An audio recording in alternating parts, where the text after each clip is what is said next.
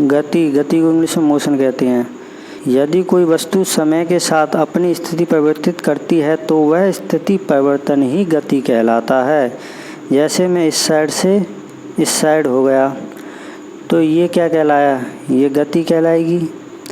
जैसे और उदाहरण के लिए हम समझें, सड़क पर वाहनों की गति, सड़क पर सभी वाहन जैसे कार मोटरसाइकिल गति करते नज़र आते हैं।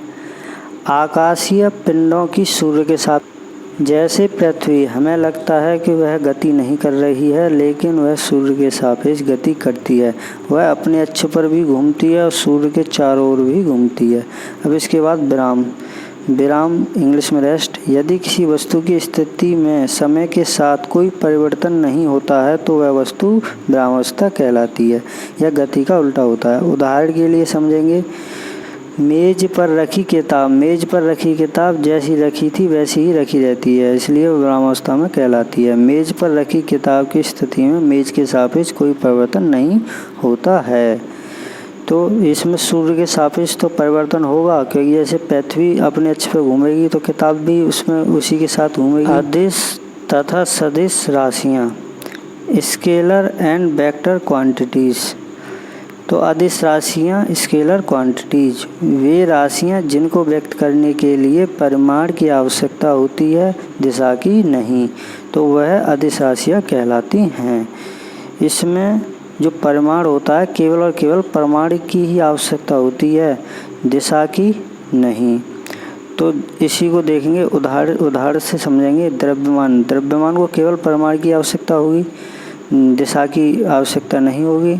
जैसे घनत्व वो भी ऐसे ही, दूरी, चाल, आयतन, कार्य, ऊर्जा, शक्ति, ताप।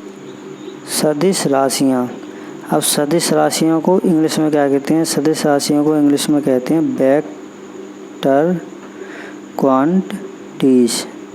तो सदिश राशियों को इंग्लिश में क्या कहते हैं? Vector quantities. तो वे राशियाँ जिनको व्यक्त करने के लिए परिमाण के साथ साथ दिशा की भी आवश्यकता होती है, वह सदिश राशियाँ कहलाती हैं। तो सदिश राशियों में क्या दे रखा है कि जो परिमाण है, परिमाण के साथ साथ हमें दिशा की भी आवश्यकता पड़ेगी, परंतु अदिश राशियों में दिशा की आवश्यकता नहीं पड़ती। तो उदाहरण से समझेंगे, बल, वेग, त्वरण, संवेग आदि। जैसे इसमें विस्थापन भी होगा।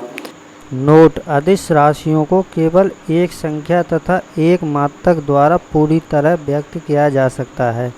जैसे उदाहरण से समझें, 100 ग्राम सेब, 1 किलोमीटर, अस्पताल की दूरी किलोमीटर में।